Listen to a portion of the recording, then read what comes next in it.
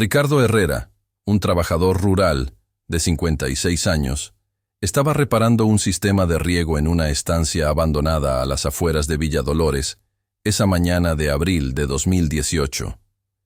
El sol de otoño brillaba débilmente sobre los campos secos de la provincia de San Luis. Había llegado temprano para inspeccionar las tuberías dañadas que corrían bajo el terreno pedregoso. Fue entonces que su pala golpeó algo metálico enterrado a 2 metros de profundidad. Al principio pensó que había encontrado una vieja cisterna o tanque de combustible. Pero cuando comenzó a excavar con más cuidado, Ricardo se dio cuenta de que lo que había encontrado era mucho más perturbador. Una superficie blanca y oxidada emergía de la tierra húmeda. Lo que había descubierto había estado allí durante 32 años exactos. La pintura blanca estaba descolorida, pero aún visible bajo capas de óxido y tierra compactada. Y lo más escalofriante, cuando logró despejar más tierra, pudo distinguir las ventanas rectangulares y la forma inconfundible de un autobús escolar.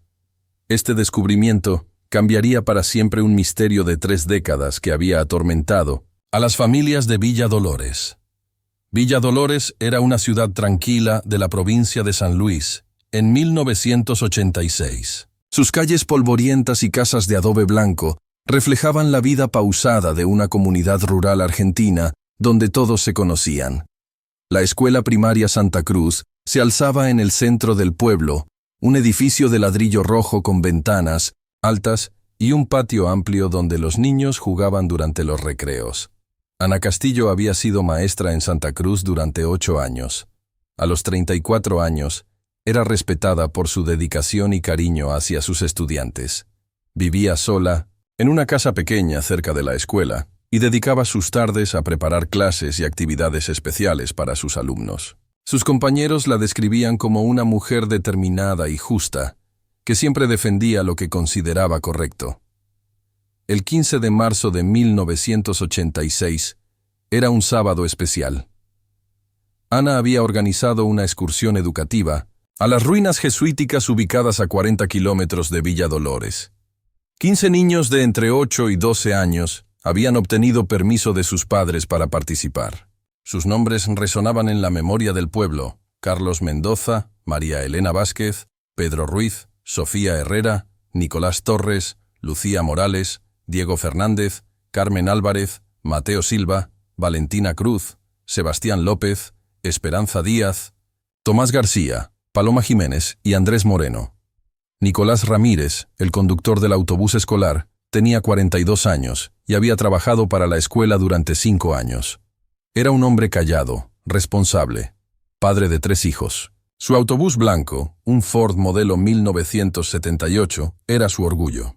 Lo mantenía impecable y siempre revisaba los frenos y el motor antes de cada viaje. Esa mañana, a las 8:30, el autobús partió de la escuela con 17 personas a bordo. Los padres se despidieron desde la puerta principal, agitando las manos mientras sus hijos presionaban sus rostros contra las ventanillas. Ana llevaba una mochila con los permisos, mapas y una cámara fotográfica para documentar la visita. El plan era simple: llegar a las ruinas a las 10, hacer un recorrido educativo, almorzar y regresar antes de las 5 de la tarde. El autobús nunca llegó a su destino. A las 11 de la mañana, el director de las ruinas jesuíticas llamó a la escuela preguntando por el grupo que no había llegado. La preocupación inicial se transformó en pánico cuando las horas pasaron, sin noticias. La ruta oficial incluía una carretera pavimentada y luego un camino de ripio en buen estado. No había razones para pensar en problemas mecánicos o dificultades del terreno. La búsqueda oficial comenzó inmediatamente bajo la dirección de la inspectora jefe Sandra López y con el apoyo total del alcalde Javier Ortega. Durante 2 semanas, equipos de rescate peinaron la ruta oficial y los alrededores. Utilizaron helicópteros, perros rastreadores y voluntarios locales. La versión que pronto emergió de las autoridades era devastadora, pero aparentemente lógica. Según Sandra López, una tormenta inesperada había azotado la región esa tarde. Las lluvias torrenciales habían provocado el desbordamiento del río Dolores, creando una crecida súbita. El autobús, según esta versión oficial, Había perdido el control en un tramo peligroso cerca del río y había caído por un acantilado de 30 metros. La corriente violenta había arrastrado los restos río abajo, explicando por qué no se encontraban rastros del vehículo ni de sus ocupantes. Los padres recibieron esta explicación con dolor, pero también con cierta resignación. Los accidentes naturales eran parte de la vida en una región montañosa con ríos impredecibles. La comunidad de Villa Dolores organizó una misa colectiva. Se instaló una placa conmemorativa en la escuela con los nombres de los 16 fallecidos.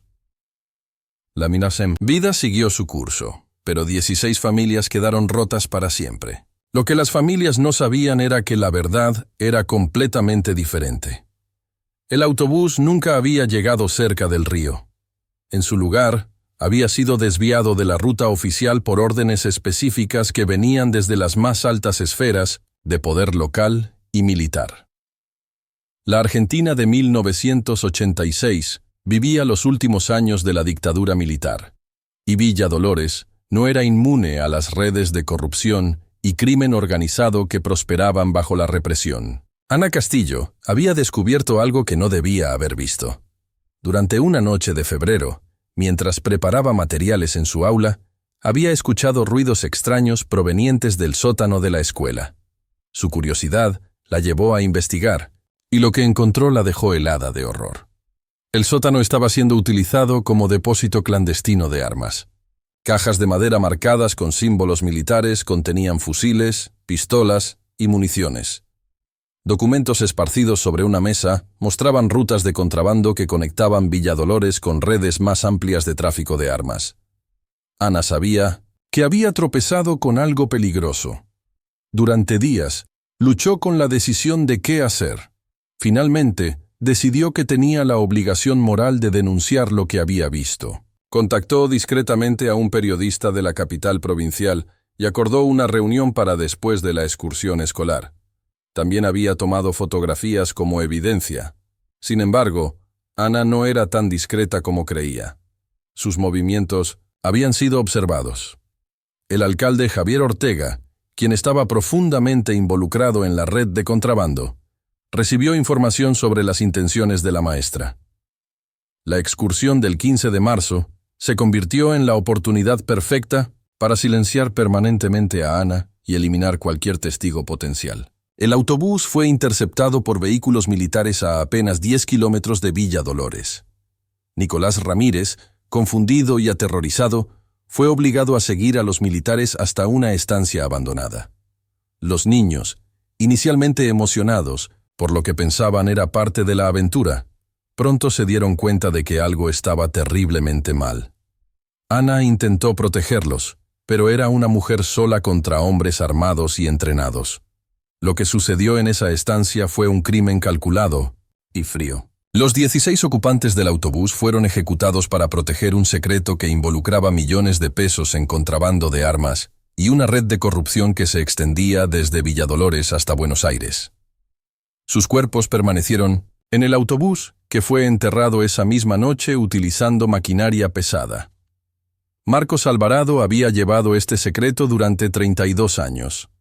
Exfuncionario de la Municipalidad de Villa Dolores, había trabajado como coordinador de 1900 obras públicas desde 1970 hasta 1995. Era él quien había proporcionado la maquinaria pesada necesaria para enterrar el autobús en la estancia abandonada. También había sido responsable de crear documentos falsos sobre trabajos de infraestructura que justificaran el movimiento de tierra en esa ubicación. A los 78 años, Marcos vivía en un hogar de ancianos en las afueras de Villa Dolores. Su salud se había deteriorado significativamente. Un cáncer de pulmón avanzado le daba pocos meses de vida. Durante décadas, había intentado vivir normalmente con el peso de lo que sabía, pero la culpa había crecido como un tumor en su conciencia. El punto de quiebre llegó cuando Marcos vio en las noticias locales que Ricardo Herrera había hecho un descubrimiento extraño en la vieja estancia Mendoza. Los primeros reportes hablaban de un vehículo enterrado sin identificar. Marcos sabía exactamente qué había encontrado Ricardo, y comprendió que el momento de la verdad había llegado. Finalmente, La noche del 20 de abril de 2018, Marcos pidió hablar con la directora del hogar de ancianos, Mónica Fuentes. Le dijo que tenía información vital sobre el autobús que había aparecido en las noticias.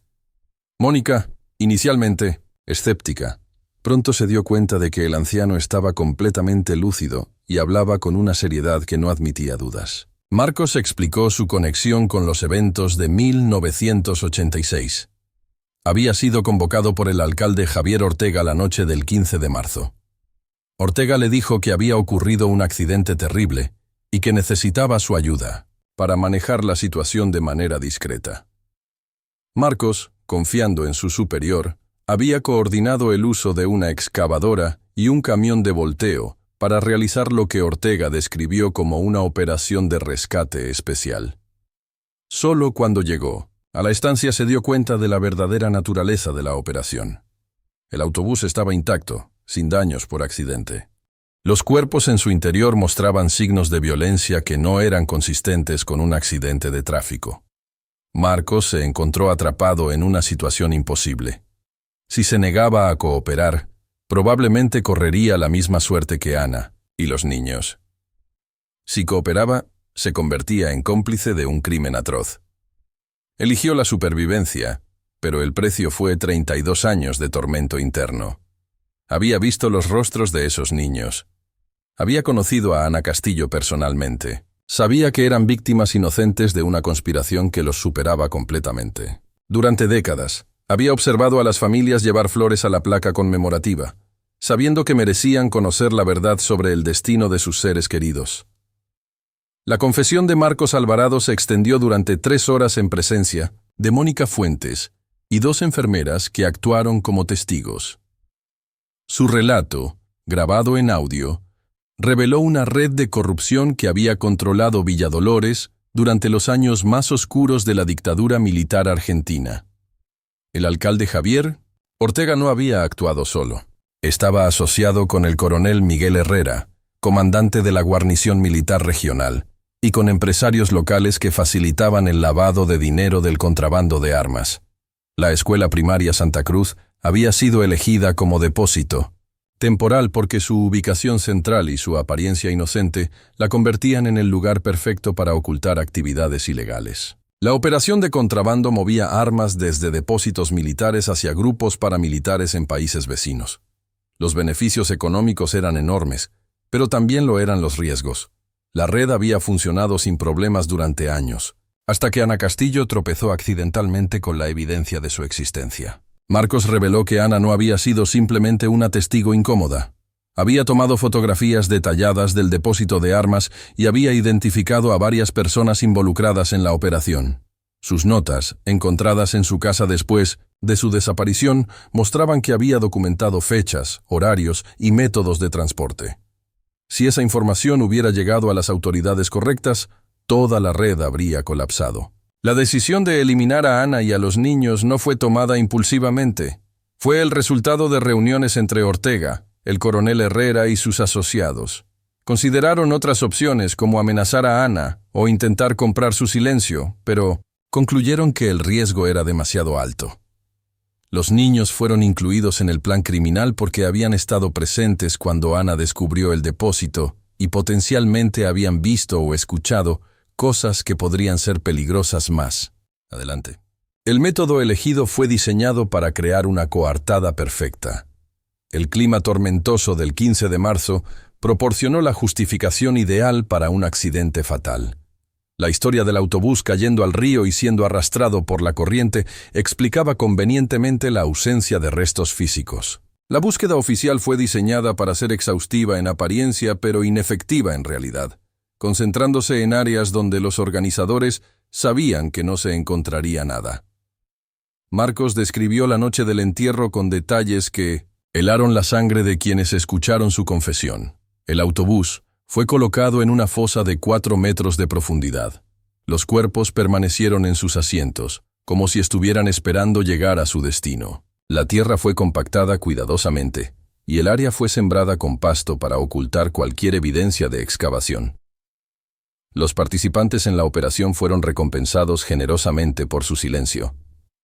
Marcos recibió una promoción y un aumento salarial significativo.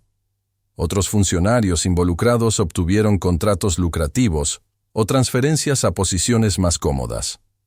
El coronel Herrera fue transferido a Buenos Aires, donde continuó su carrera militar sin consecuencias. La confesión de Marcos Alvarado llegó a las autoridades provinciales el 21 de abril de 2018, apenas un día después del descubrimiento de Ricardo Herrera. La coordinación de estos eventos no fue coincidencia. El peso del secreto había vuelto insoportable para Marcos, cuando se dio cuenta de que la verdad estaba a punto de emerger de cualquier manera. Las autoridades actuaron rápidamente. El sitio de la estancia fue acordonado y se inició una excavación oficial. Equipos forenses de Buenos Aires fueron trasladados a Villa Dolores para supervisar la exhumación del autobús y la recuperación de los restos. El proceso tomó una semana completa, durante la cual los medios nacionales mantuvieron una cobertura constante del caso. La confirmación oficial llegó el 28 de abril. Los restos de 16 personas fueron encontrados en el interior del autobús enterrado. La preservación de los cuerpos era notable debido a las condiciones anaeróbicas creadas por el entierro profundo. Los investigadores pudieron confirmar las identidades de todas las víctimas mediante registros dentales y objetos personales encontrados con los restos. Los análisis forenses revelaron evidencia inequívoca de que las muertes no habían sido causadas por un accidente de tráfico. Las heridas encontradas en los cuerpos eran consistentes con armas de fuego. No había evidencia de impacto vehicular o lesiones relacionadas con una caída desde un acantilado. La versión oficial de 1986 quedó completamente desacreditada. Las familias de las víctimas recibieron la noticia con una mezcla de dolor renovado y alivio de finalmente conocer la verdad. Carmen Mendoza, madre de Carlos, expresó que aunque el dolor nunca desaparecería, saber qué había pasado realmente con su hijo le daba una sensación de cierre que había buscado durante 32 años. La investigación criminal se expandió rápidamente. Aunque Javier Ortega había fallecido en 2005, y el coronel Miguel Herrera había muerto en 2012, otros participantes en la conspiración aún estaban vivos. 3 exfuncionarios municipales fueron arrestados, incluyendo al exjefe de policía local que había participado en el encubrimiento de la investigación original. Los documentos encontrados en archivos municipales confirmaron muchos detalles de la confesión de Marcos. Facturas falsas por trabajos de excavación, órdenes de maquinaria pesada y transferencias de personal sospechosas proporcionaron evidencia documental de la conspiración. Además, registros bancarios mostraron depósitos inusuales en las cuentas de varios funcionarios durante los meses posteriores a marzo de 1986. El impacto en Villa Dolores fue profundo. La comunidad había vivido durante 3 décadas con una narrativa falsa sobre la tragedia más grande de su historia. Muchos residentes expresaron sentimientos de traición y enojo hacia las autoridades que habían perpetrado y encubierto el crimen. Se organizaron vigilias y manifestaciones exigiendo justicia completa para todas las víctimas. La Iglesia Católica local, que había proporcionado consuelo espiritual a las familias basándose en la versión del accidente, tuvo que reexaminar su papel. El padre Eduardo Romero, quien había oficiado los servicios conmemorativos originales, expresó su horror al descubrir que había estado consolando a las familias con una mentira. La Iglesia organizó nuevos servicios religiosos para honrar apropiadamente a las víctimas del crimen. Marcos Alvarado falleció el 15 de junio de 2018, 2 meses después de hacer su confesión. Sus últimas semanas las pasó cooperando completamente con los investigadores, proporcionando todos los detalles que recordaba sobre la conspiración. En sus palabras finales, expresó que aunque no podía deshacer su participación en el crimen, esperaba que su confesión trajera algo de paz a las familias que habían sufrido durante tanto tiempo. Las familias organizaron un funeral apropiado para sus seres queridos en julio de 2018. Los 16 ataúdes fueron colocados en el cementerio municipal de Villa Dolores, con lápidas que finalmente contaban la verdad sobre sus muertes. Ana Castillo fue reconocida póstumamente como una heroína que había dado su vida intentando exponer la corrupción. La Escuela Primaria Santa Cruz fue renombrada como Escuela Primaria Ana Castillo en honor a la maestra que había sacrificado todo por hacer lo correcto. Una nueva placa conmemorativa reemplazó a la anterior, describiendo a las víctimas como mártires de la justicia en lugar de víctimas de un accidente natural. Ricardo Herrera, el trabajador que había hecho el descubrimiento inicial, se convirtió en una figura respetada en Villadolores. Su disposición a informar inmediatamente sobre su hallazgo, a pesar de las complicaciones que sabía que causaría, fue vista como un ejemplo de integridad civil. Continuó trabajando en la región, pero ahora llevaba el peso de saber que había sido él quien finalmente trajo la verdad a la luz. El caso se convirtió en un símbolo de los crímenes cometidos durante los años más oscuros de Argentina. Organizaciones de derechos humanos utilizaron la historia de Villadolores para ilustrar cómo la corrupción y la impunidad habían penetrado incluso en las comunidades más pequeñas del país. La historia de Ana Castillo y los 15 niños se enseña ahora en escuelas de toda Argentina como un recordatorio de la importancia de defender la verdad, sin importar el costo personal. La estancia donde fue encontrado el autobús se convirtió en un memorial. Las autoridades provinciales establecieron un monumento en el sitio exacto donde habían sido enterradas las víctimas. Cada 15 de marzo, las familias y la comunidad se reúnen allí para recordar a quienes perdieron sus vidas defendiendo la justicia y para renovar su compromiso de nunca permitir que tales crímenes vuelvan a ocurrir en silencio.